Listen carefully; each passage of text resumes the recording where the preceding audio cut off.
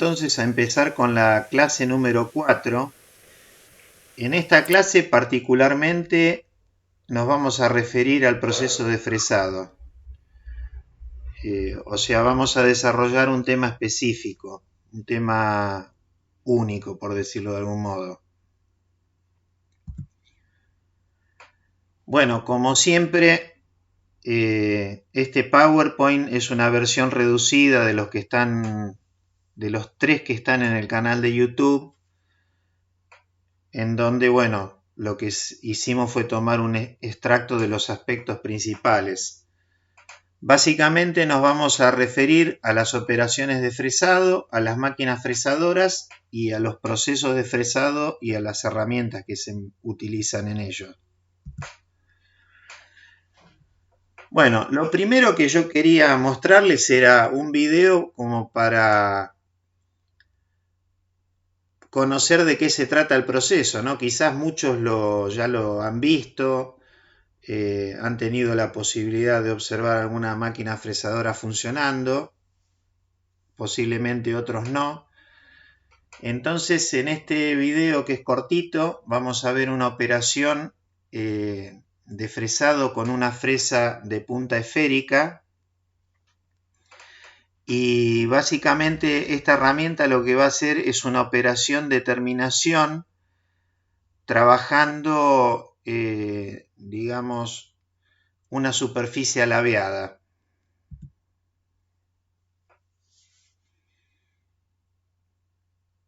Fíjense que la superficie tiene rayas en sentido perpendicular al movimiento que está desarrollando la fresa en este momento. Eso es porque previamente se desbastó la superficie y en el desbaste, como se trabaja con un avance lateral grande, suele quedar así como escalonada la superficie, ¿no?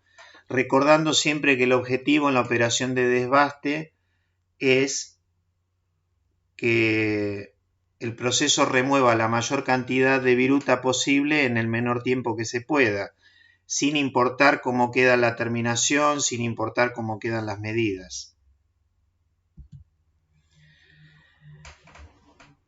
Acá tenemos un diagrama de fuerzas versus tiempo, ¿no? Que nos muestra una particularidad del fresado.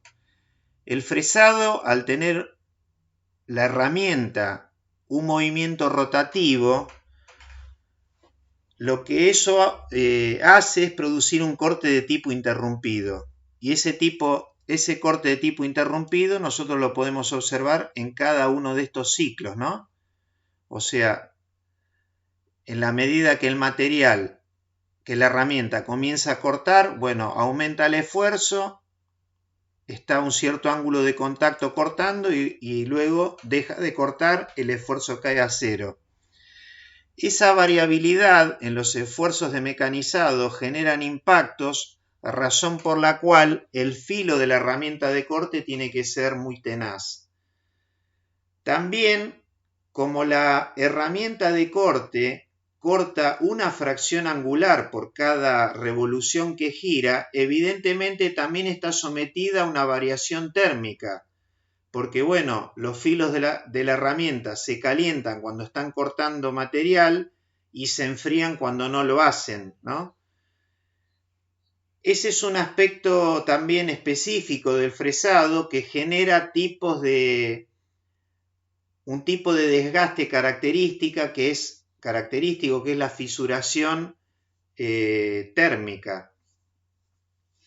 Y bueno, la última frase dice que el movimiento principal de corte lo tiene la herramienta, que es el movimiento de rotación, o sea, la fresa girando toca el material y desprende viruta, y para que la generación de viruta sea continua necesitaremos un movimiento de alimentación asociado a la pieza, bueno, como sucede en todos los procesos de arranque de viruta, aunque ya sabemos que estos movimientos son relativos, ¿no?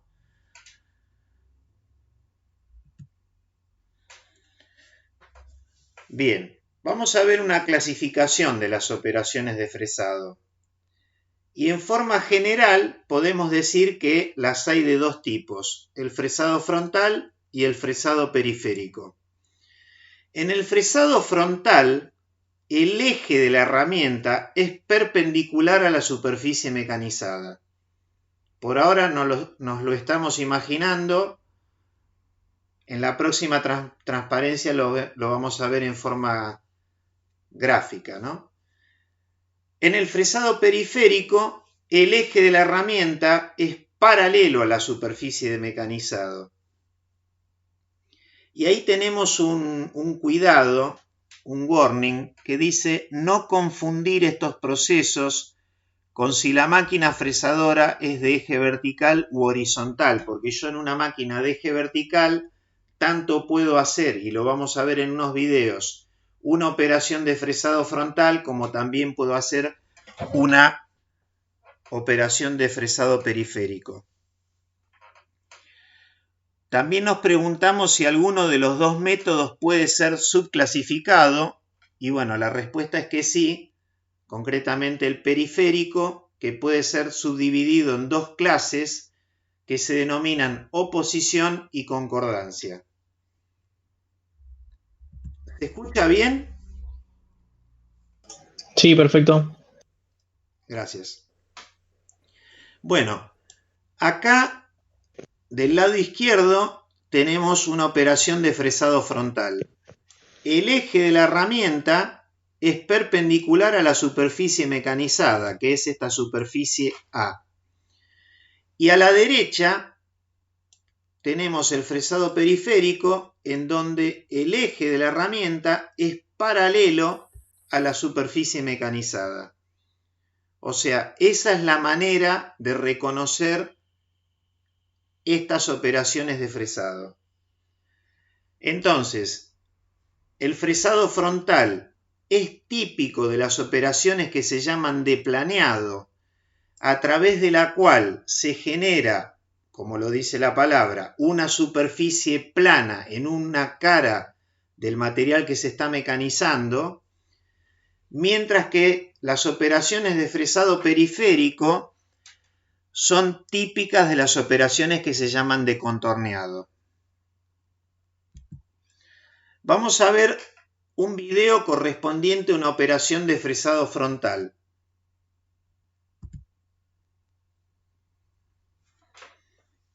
Acá tenemos una herramienta con insertos de metal duro. Fíjense que del total del diámetro de la fresa está trabajando, no sé, alrededor de un 70, un 80% del diámetro. Ahora lo que el operador hace es llevarse el material mecanizado a una sala de metrología y va a hacer una medición de rugosidad. El rugosímetro es ese instrumento que tiene un palpador y bueno, ahí da una salida en donde la rugosidad es de el valor RA, el parámetro RA, la rugosidad media aritmética, es de 1,943 micrómetros, ¿no? Ese parámetro suele ser el más utilizado a nivel de la fabricación mecánica. Entonces, esa era una operación de fresado frontal. Ahora vamos a ver una operación de fresado periférico. Tanto la máquina herramienta anterior cuanto la máquina herramienta que hace esta operación, las dos son de husillo vertical. Y estamos haciendo dos operaciones diferentes en un mismo tipo de máquina. Por eso esa salvedad que hacíamos, que no teníamos que relacionar el tipo de operación con el tipo de máquina.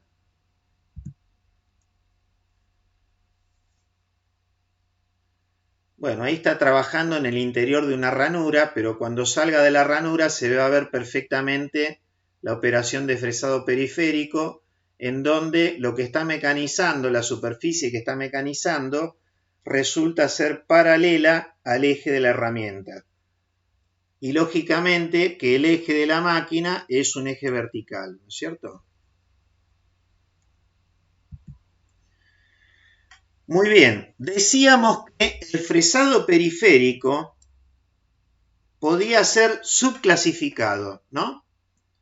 Entonces tenemos, si miramos el gráfico de la izquierda,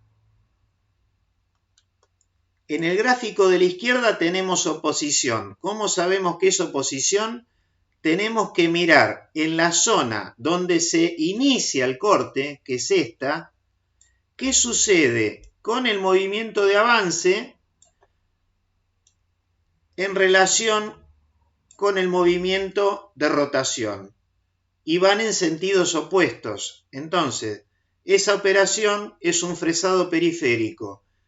En oposición, también en la bibliografía se lo suele denominar como ascendente porque el filo de la herramienta comienza cortando en una posición baja y como que va subiendo, por decirlo, el material, o, bueno, como se dice en inglés, upmilling, que es justamente fresado ascendente, ¿no? Y después a la derecha tenemos el proceso de fresado periférico en concordancia, en donde, bueno, podemos visualizar que el sentido de rotación, el giro, acompaña el movimiento de alimentación. Por eso hablamos de concordancia descendente, porque el corte se inicia en la parte más alta y baja hacia una de menor altura, después de haber cortado esto que no es otra cosa que la profundidad de pasada, el P, y también, bueno, llamado downmilling por lo de descendente, ¿no? Fresado descendente o hacia abajo. Bueno, el utilizar uno u otro proveen distintos tipos de ventajas o desventajas, ¿no? Por ejemplo, en el fresado en concordancia, nos vamos a centrar en las ventajas, ¿no? Fresado en concordancia. Lo que uno observa es que por el movimiento de rotación que tiene la fresa, los esfuerzos de mecanizado se generan hacia abajo, es decir, la fresa empuja el material contra la mesa de la máquina. Y lógicamente, eso debería ser la acción natural en la operación de fresado. ¿Por qué? Porque la máquina no está solamente, la mesa no está solamente para fijar a ella el material a mecanizar, sino para transmitir los esfuerzos de mecanizado hacia el piso, pasando previamente por la estructura de la máquina, por la bancada de la máquina, ¿no? Por otro lado, otra ventaja sería que el corte se inicia en la superficie a mecanizar, que es esta, y termina en la superficie mecanizada. Posiblemente esto no se entiende tan bien, lo vamos a ver en la transparencia que sigue. La tercera idea es que este método es el ideal para las fresadoras de control numérico, los centros de mecanizado que son todos de control numérico, y lógicamente que para poder comprender esta última idea vamos a tener que poder avanzar un poquito más en lo que estamos desarrollando. Entonces, recordemos el segundo punto, el corte se inicia sobre la superficie a mecanizar, ¿no? ¿Qué sucede? En el fresado en oposición, el corte se inicia con un espesor nulo de viruta, porque esta forma de coma que se ve acá no es otra cosa que la forma que tiene la sección de viruta. Si tiene un espesor nulo, significa que la herramienta resbala en el inicio del corte. En el fresado en oposición, este que estamos viendo. Por eso decimos que en el fresado en concordancia es una ventaja que se empiece cortando desde arriba, porque ese resbalamiento no ocurre. Y ese resbalamiento, el resbalamiento que sucede en la oposición, lo que genera es un mayor desgaste en los filos de la fresa, una peor terminación superficial. Bueno, volquémonos ahora a las ventajas del fresado periférico en oposición. ¿Qué pasa? Si nosotros el material que compramos es un material laminado en caliente, a veces el material laminado en caliente tiene sobre su superficie exterior restos, vamos a pensar que es un acero, ¿no es cierto? Tiene restos de óxido de hierro, lo que se llama la cascarilla. El óxido de hierro, si bien es muy frágil, es muy duro y muy abrasivo. Puede alcanzar valores de dureza de hasta 1000 Vickers. Cuando una herramienta de acero rápido, el filo de una herramienta de acero rápido, puede tener 850 Vickers. Entonces, vuelvo para atrás.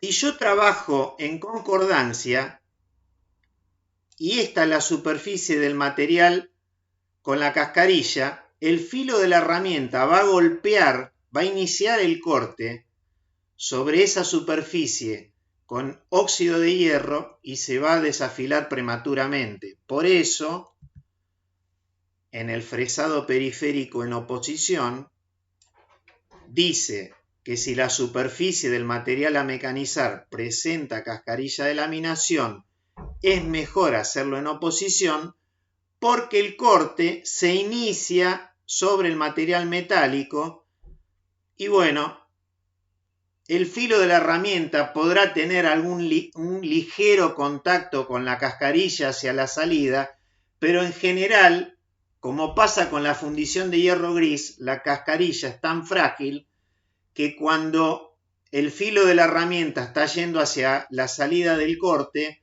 simplemente se va a fracturar y bueno, no va a afectar de igual modo el filo de la herramienta de corte, ¿no? El segundo aspecto,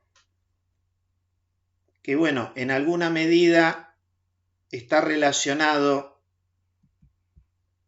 con el tercer punto del fresado en concordancia.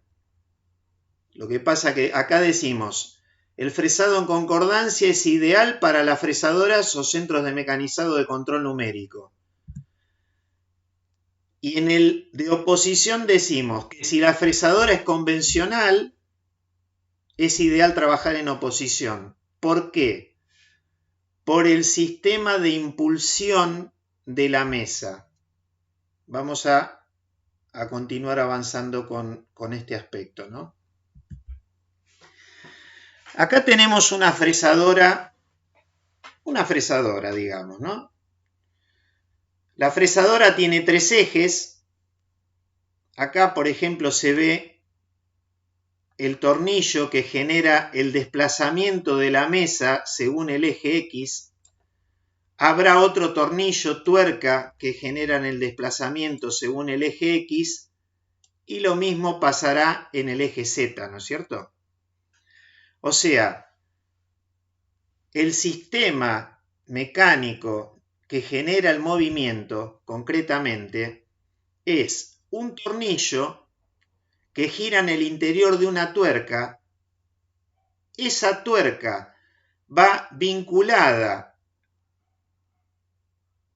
a un alojamiento, va atornillada a un alojamiento y ese alojamiento, a su vez, va atornillado a la parte de abajo de la mesa de la máquina, que la mesa apoya sobre estas guías que están acá, sobre estos patines.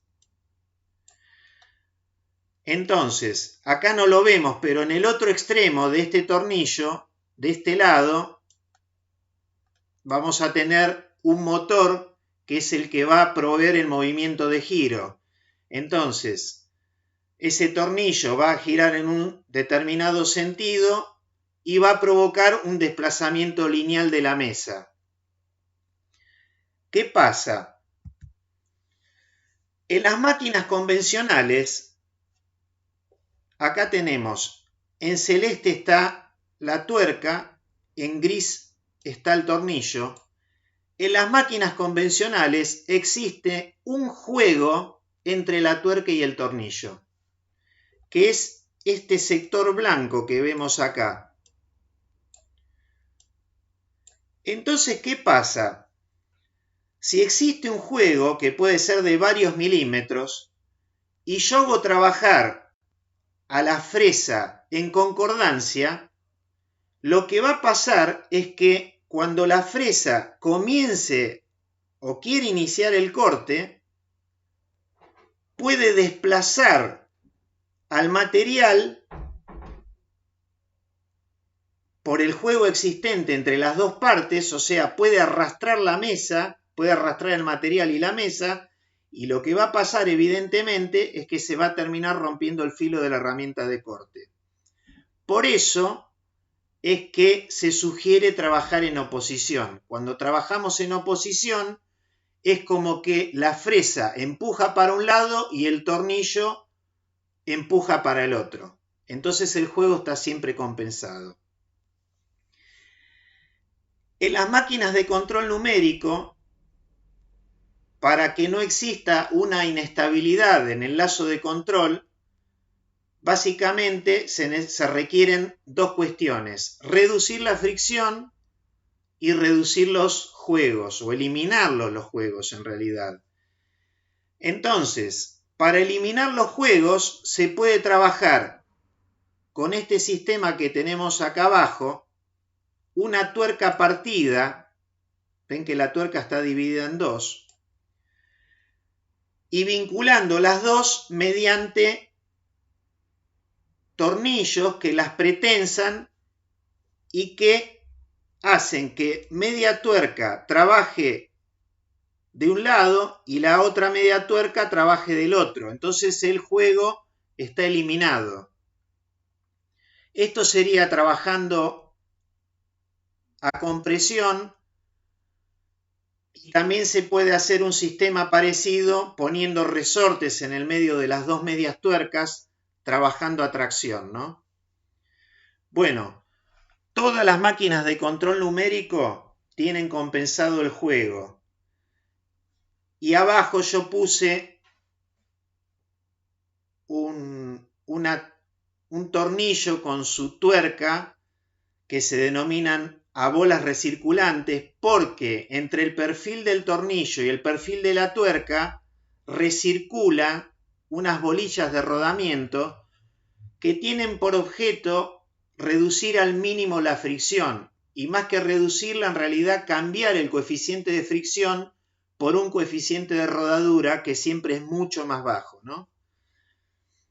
Entonces, como en las máquinas de control numérico no existe el problema del juego, es que se sugiere trabajar en concordancia, por las ventajas que tiene en relación a la terminación superficial, a que la fresa empuja a la pieza contra la mesa, a las ventajas que tiene este proceso en relación al periférico en oposición. Igual en tema de desgaste, en concordancia es mucho mayor, ¿no? El desgaste por el golpe con la capa de arriba, si es un acero. Claro, eso en el caso... O en el caso, claro, en específico se usa el otro y en general ponerle en CNC.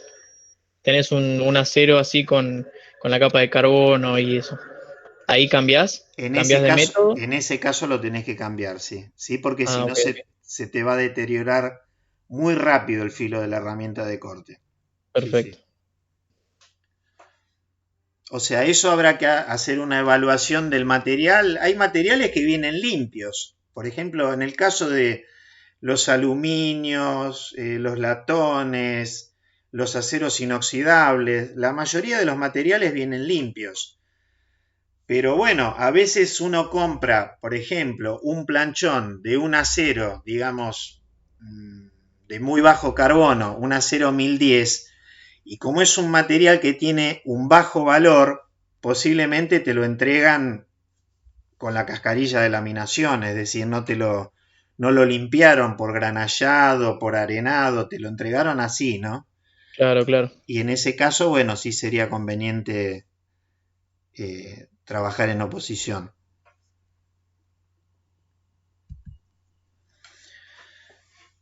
Bueno, fíjense que acá tenemos dos fresas que están haciendo un trabajo de fresado periférico del mismo diámetro, la misma cantidad de dientes. Lo que varía entre la que está a la izquierda y la que está a la derecha es que, bueno, esta es de diente recto y esta otra es de dentado helicoidal. El dentado helicoidal, evidentemente, que es más conveniente de utilizar por cuanto el corte es mucho más progresivo, ¿no? En cambio, cuando uno utiliza una fresa de diente recto, medio como que el proceso se produce a saltos, salvo que por las condiciones propias del proceso haya más de un diente en contacto, que a veces uno eso no lo puede lograr.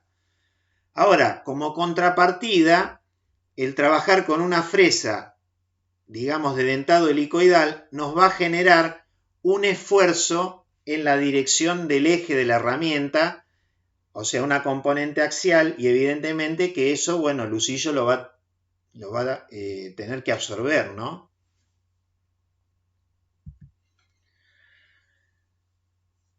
Entonces acá tenemos también fresas del mismo diámetro, pero con distinto número de dientes.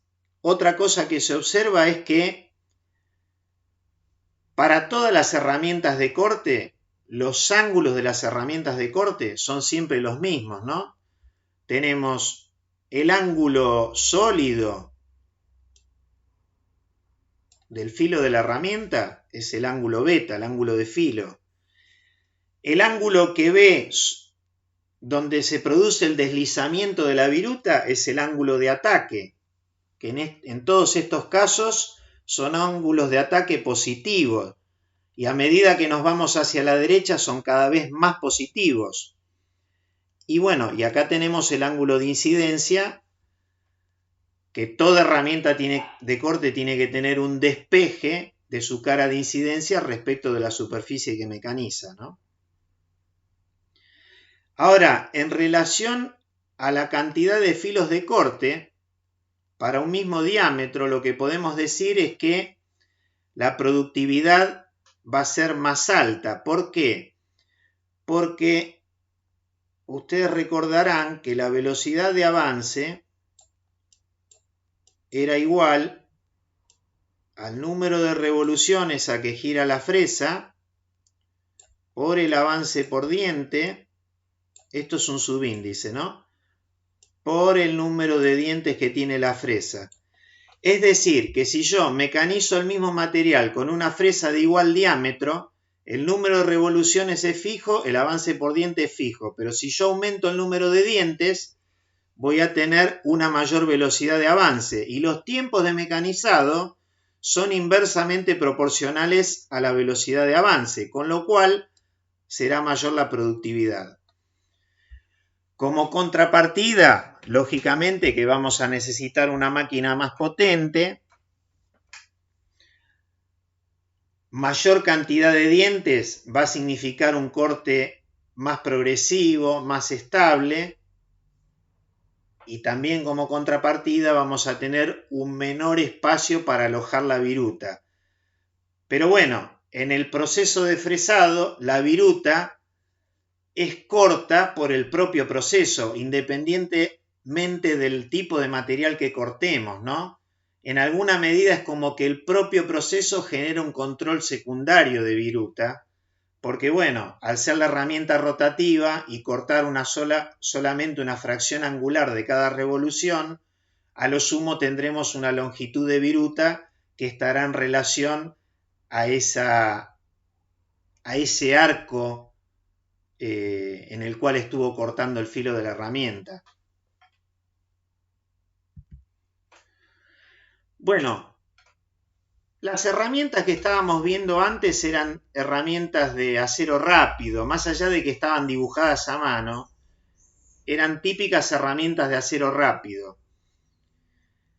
Ahora, en relación al herramental moderno, al herramental en donde tenemos placas fijadas en forma mecánica, por ejemplo a través de un tornillo en un cuerpo de acero, también hay fresas de igual diámetro, o sea, los fabricantes de herramientas nos pueden proveer fresas de igual diámetro, pero con distinto número de dientes.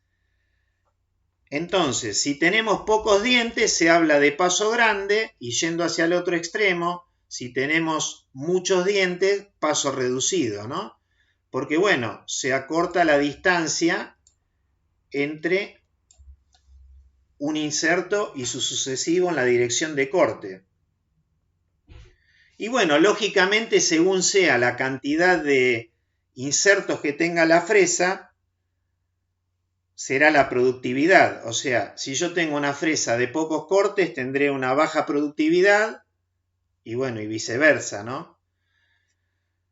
Por otro lado, yo voy a utilizar fresas de paso grande, o sea, de pocos cortes, cuando tengo una máquina pequeña, una máquina de baja potencia, cuando tengo una herramienta con un gran voladizo, porque voy a tener una mayor inestabilidad en el corte. Esto es lo que tengo indicado acá, ¿no?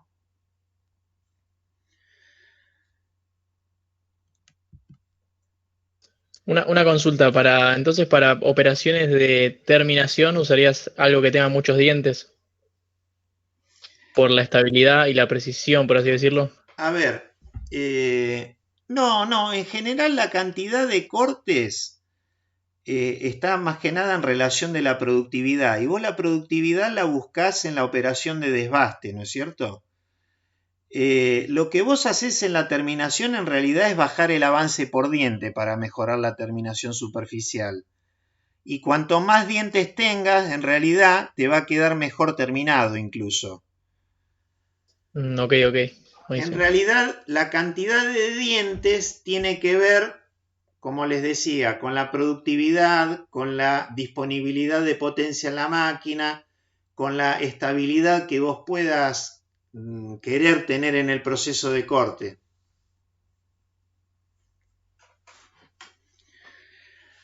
Bueno, en relación a la geometría de los filos de los insertos, es decir, concretamente nos estamos refiriendo a esta punta, ¿no?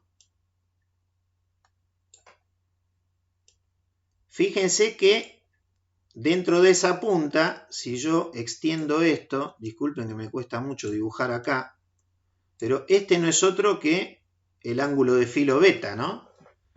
O sea, ahí tengo un ángulo de filo beta positivo, ¿sí? ¿Qué pasa con este ángulo de filo beta? Y este ángulo de filo es claramente, no sé, parece del orden de los 90 grados. Y este bisel que tiene acá la herramienta, o esta, sí, bisel, chaflán, lo que hace concretamente es que el ángulo de ataque para el mecanizado pase a ser negativo. Entonces, acá tenemos tres geometrías de filo de los insertos. El de más a la izquierda, el guión L, se llama de corte ligero, liviano o en inglés light. Es el más positivo de estas tres geometrías. ¿Para qué lo voy a utilizar? Para obtener una mejor terminación superficial, también está asociada a la pregunta que hacían antes.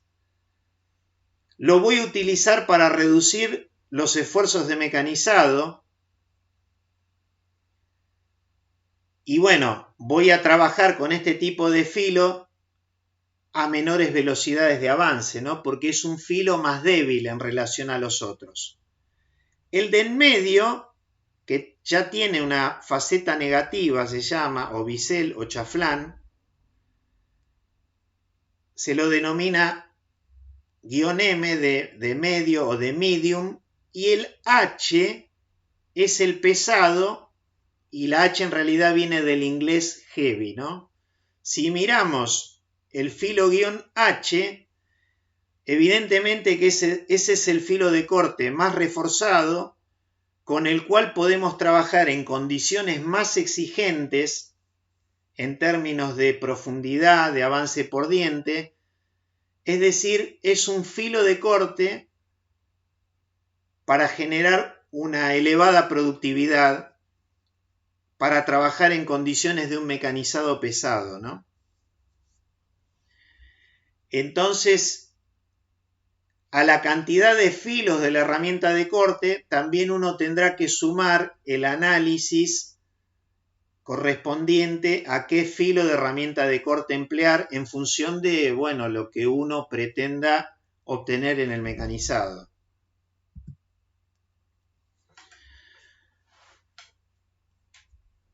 Bueno, vamos por los mejores métodos.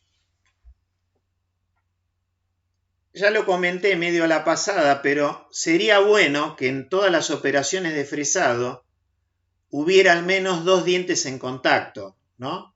Porque si no, el mecanizado se produce a saltos. Nosotros lo tendríamos que ver así. Si la fresa tuviera infinitos dientes, el corte sería continuo como si se tratara de un torneado. Si la fresa tiene un solo diente, el otro extremo, en cada revolución cortaría una fracción angular. A medida que voy aumentando la cantidad de dientes, en función de cómo sea el ángulo de contacto, el ángulo que se produce de abrace durante el corte, bueno, se puede dar la situación de que, llegado a un punto, empiece a haber más de un diente en contacto. Y esa es una buena situación para el proceso de fresado, ¿no?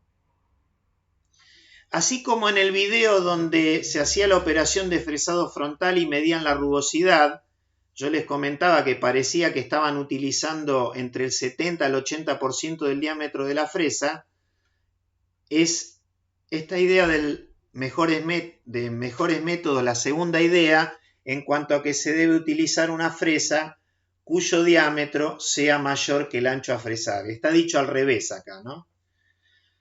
Después, la tercera idea, que la vamos a ver en una transparencia un poquito más adelante, que descentrar la fresa provoca un aumento del ángulo de abrace, posibilitando incrementar el número de dientes en contacto usando la misma herramienta de corte. Y de esta forma el corte se puede volver más progresivo.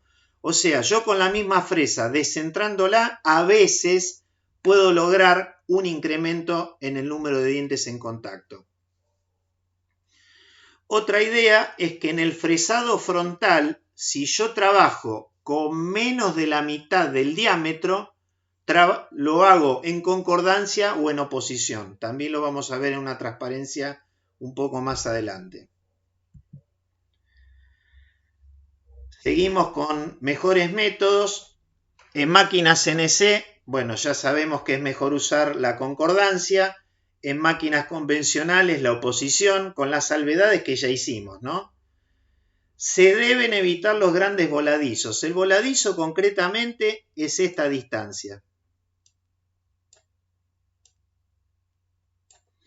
O sea, la herramienta de la izquierda es la que tiene el mayor voladizo en relación a la de menor voladizo que está hacia la derecha. ¿Por qué tenemos que evitar los grandes voladizos? Porque lo que pasa con el voladizo es que la herramienta se vuelve más flexible y al volverse más flexible me va a empeorar la terminación superficial, se va a desmejorar la precisión del mecanizado y se va a reducir la vida de los filos de las herramientas de corte. A veces no me queda otra que usar herramientas de gran longitud por una cuestión de accesibilidad, que después vamos a ver cómo la accesibilidad la resuelven las máquinas de 5 ejes. Bueno, acá tenemos la transparencia en donde nos hablan de mejor posición. Fíjense que a la derecha tenemos la fresa perfectamente centrada con el espesor a cortar, en donde la longitud de arco es esta que está acá, y acá descentrada se nota cómo aumenta la longitud de arco. Y si aumenta la longitud de arco de contacto, es probable que aumente la cantidad de número de dientes en contacto, y ese es un hecho positivo, ¿no? Acá estamos viendo en estas dos imágenes, la de mejor posición y mejor método, estamos viendo una operación de fresado frontal vista desde arriba. Estas son operaciones de fresado frontal vistas desde arriba. Acá tenemos la fresa que está trabajando concretamente la mitad del diámetro. Y al trabajar la mitad del diámetro, nos aseguramos que la fresa pueda trabajar en concordancia, como es el caso de este esquema a la izquierda, o en oposición en este esquema a la derecha. Fíjense que la gente de Sandvik nos dice que esto es mejor, por eso le ponen más, que esto que le ponen menos. Si la fresa, en vez de trabajar con un 50% del diámetro, trabaja con un 80%, en realidad, durante el proceso, conviven la concordancia y la oposición, y por eso no se habla en la mayoría de las operaciones de fresado frontal de un fresado frontal en oposición o de un fresado frontal en concordancia. Para que sucedan unos u otros, tenemos que usar menos de la mitad del diámetro de la fresa. Bueno, nos preguntamos ahora sobre cuáles y cuántos son los ejes de una máquina fresadora, ¿no? Y lo más común es disponer de 3 ejes, aunque, como les decía, también las hay de 4 y de 5 ejes. 2 de los ejes de la máquina suelen estar asociados a los movimientos longitudinales y transversales de la mesa donde va apoyada la pieza y suelen ser horizontales. El tercero de los movimientos habitualmente lo suele tener la herramienta de corte, es perpendicular a los 2 anteriores y nos permite fijar la altura de la profundidad de pasada. Entonces podemos decir, en resumen, que para controlar los movimientos de una fresadora, y cuando decimos controlar es como que estamos hablando de una fresadora de control numérico, vamos a requerir hacerlo sobre la punta de la herramienta en al menos 3 direcciones ortogonales entre sí.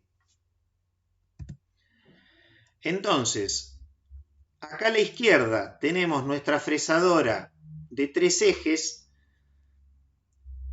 Los ejes de las máquinas de control numérico tienen una designación normalizada. Para los ejes de desplazamiento lineal le corresponden las últimas 3 letras del abecedario, X y Z. Normalmente X es el eje de mayor carrera y Z es el eje de la herramienta. Entonces, en esta fresadora de 3 ejes tenemos asociados a la mesa el desplazamiento longitudinal X y el desplazamiento transversal Y. Y la altura de la herramienta que la fijamos a través del eje vertical Z. A la derecha tenemos una máquina de 5 ejes, de mesa fija, en donde se la llama fresadora puente. Esta C se desplaza en sentido longitudinal, eje X, mientras que lo que sería el husillo portafresa se puede desplazar sobre el puente en sentido transversal, eje Y, o en sentido vertical, eje Z. Y a su vez, la herramienta de corte tiene 2 movimientos de rotación. A los movimientos de rotación se les designa las primeras letras del alfabeto, A, B y C, tal que A es rotando alrededor del eje X, como es este eje que está acá, B rotando alrededor del eje Y C rotando alrededor del eje Z, como es este eje rotativo de esta máquina concretamente. Ahora vamos a ver una serie de distintas configuraciones de fresadora. Acá tenemos una fresadora de eje vertical convencional, en donde los 3 movimientos, el longitudinal, el transversal y el vertical, lo tiene la mesa. O sea, el husillo se mantiene a una altura fija. Acá se ven las guías de desplazamiento vertical de la mesa que se puede mover en este sentido para regular la altura de la pasada. La máquina de la derecha tiene la misma configuración, pero es una máquina de control numérico. Acá tenemos una máquina de husillo horizontal con la misma configuración, es decir, con una mesa que posee los 3 movimientos.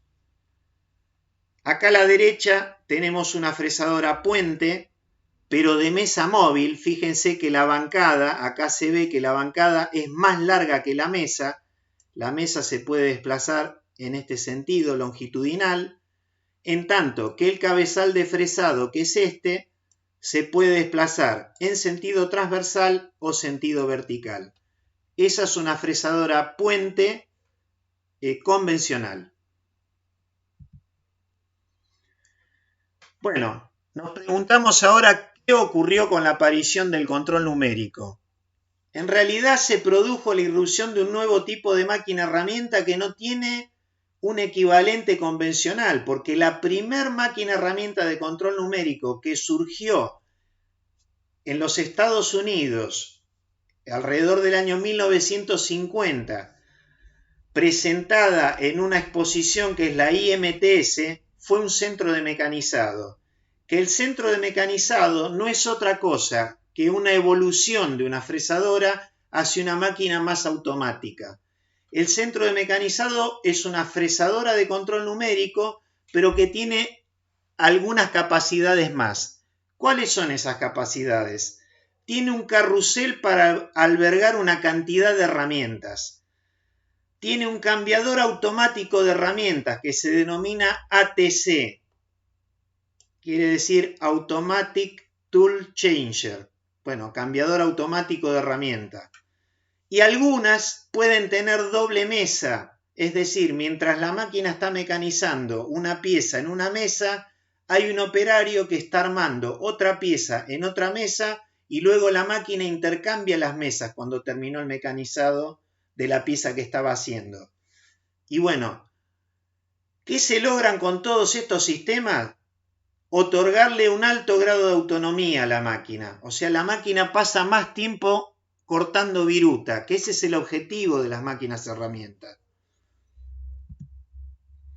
Entonces, acá tenemos a la izquierda una fresadora de control numérico, parecida a la que ya habíamos visto, y acá a la derecha un centro de mecanizado de husillo vertical. Acá tiene un sistema transportador de viruta, acá tiene el carrusel de herramientas, acá no se ve, pero en este sector está el cambiador de herramientas. Después vamos a ver un video de este tipo de máquinas. Bueno, es este concretamente. Vamos a ver un video de una máquina herramienta correspondiente a la firma DMG Mori Seiki. Es una empresa alemana. Me gustó mucho este video porque fíjense que ahí nos dejan ver la estructura de la máquina. Es una fresadora, un centro de mecanizado de mesa fija que puede soportar hasta 3.000 kilos sobre la mesa. Está hecha toda en fundición de hierro gris. Tiene 6 apoyos, esos celestes. Ahí nos muestran los desplazamientos. Esos son los gráficos de rigideces. Ahí tenemos los sistemas de transmisión de movimiento para los distintos ejes. Tiene una velocidad de rápido de 42 metros por minuto. Bueno, esos son los sistemas de medición que se llaman inducto SIN. Ese es el volumen de mecanizado de la máquina, 1850 por 700, y no terminé de ver. Y bueno, todo ese cerramiento es por una cuestión de seguridad. Ahí nos hablan del husillo que puede alcanzar hasta las 15.000 RPM. Ahora nos van a mostrar una simulación de cómo la máquina mecaniza, cómo colecta la viruta en el frente de la máquina y la saca. Ese es el carrusel de herramientas. Ahí tenemos el cambiador de herramientas.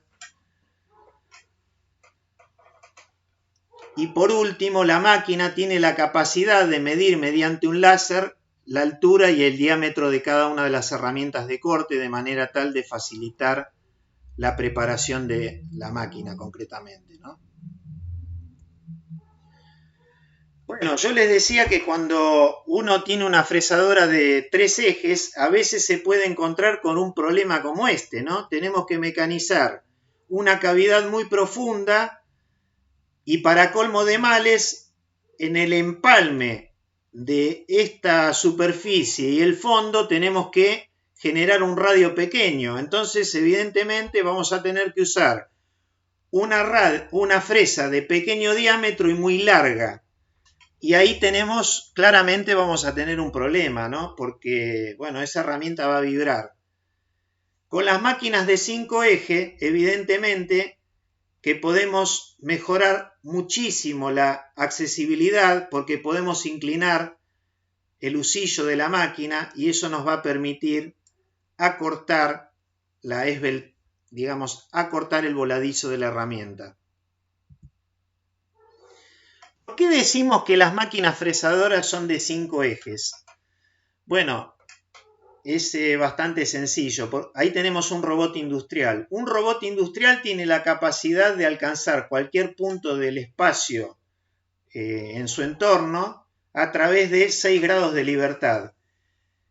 En un centro de mecanizado de 5 ejes, el grado de libertad que desapareció concretamente es la rotación de la herramienta de corte, ¿no?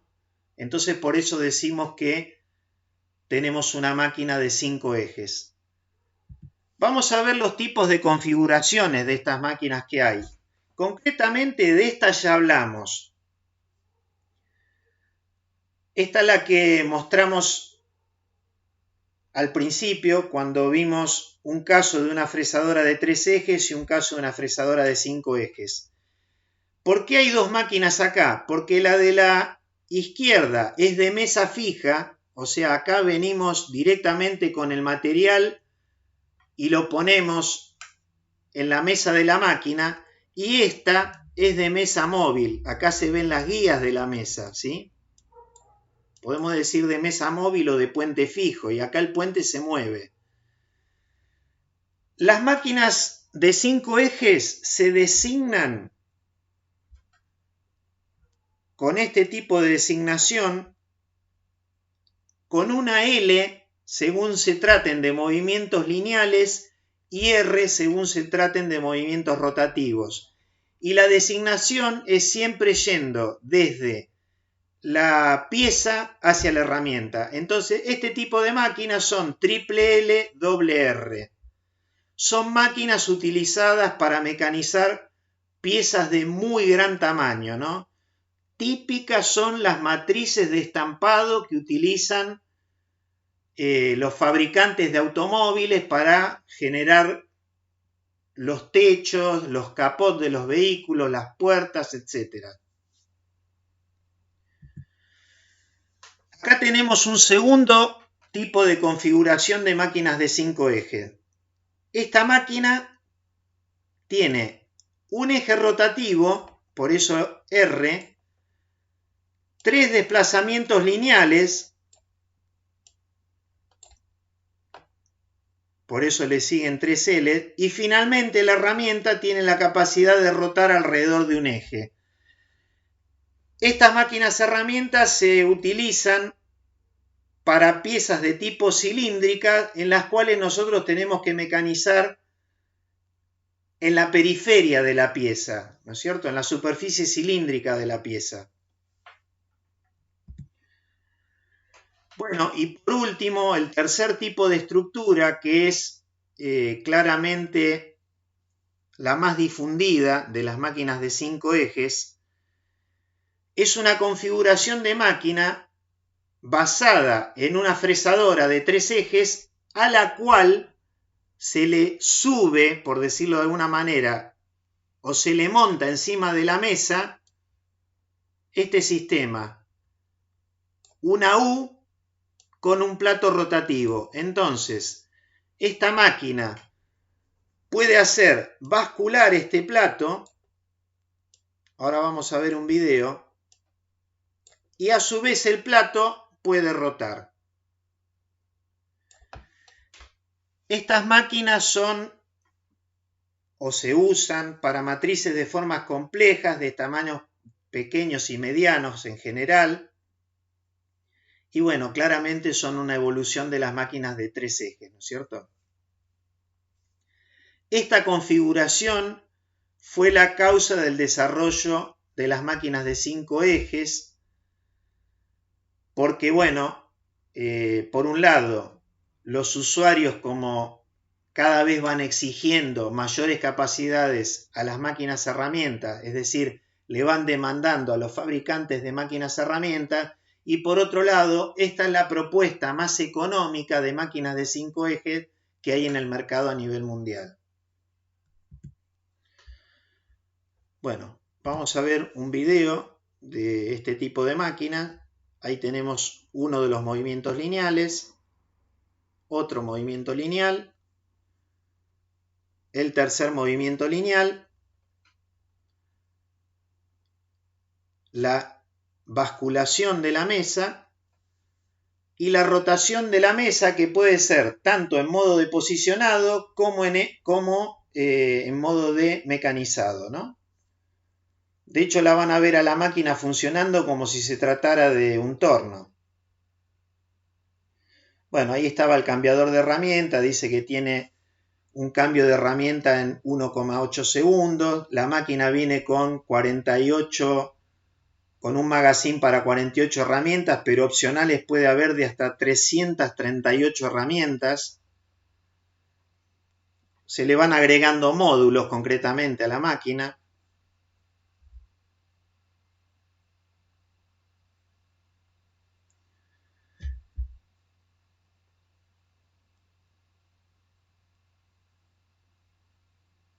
Bueno, acá no la hacen trabajar a la máquina, pero bueno, fíjense que es una herramienta de torneado, ¿no es cierto? Ahora la están haciendo, están simulando un trabajo de fresado.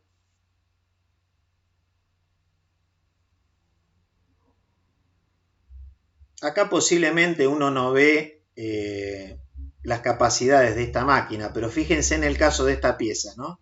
Que también ahí lo están simulando, no está cortando la herramienta.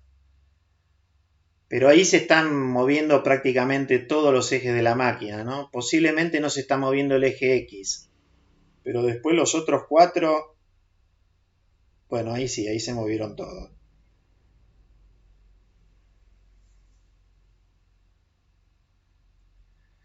Bueno, claramente la programación de las máquinas de 5 ejes es muy compleja, ¿no? O sea, pensar en programar estas máquinas sin utilizar un sistema CAD-CAM no tiene demasiado sentido.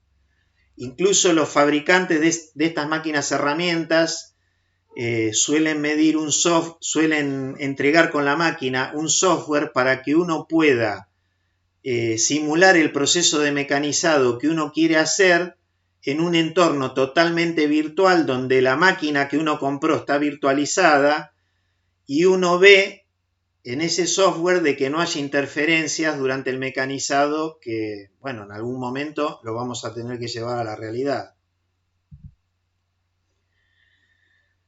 Bueno, me están quedando estas dos transparencias finales en donde acá tenemos,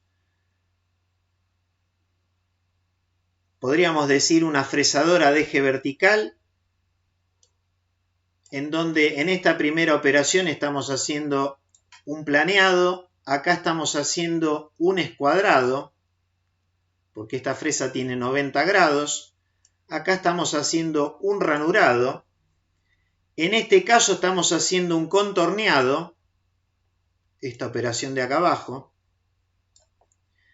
Bueno, esta es una operación de cavidad y acá un mecanizado en 3 dimensiones como vimos en el video al principio de esta exposición, ¿no?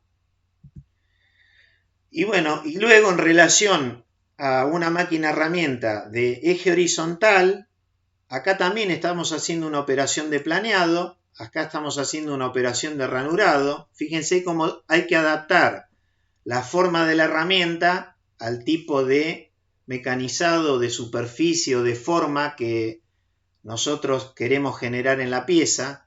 Acá estamos haciendo una operación de escuadrado. Acá lo mismo, pero en dos extremos de la pieza. Y acá estamos haciendo una ranura de forma con una herramienta de forma.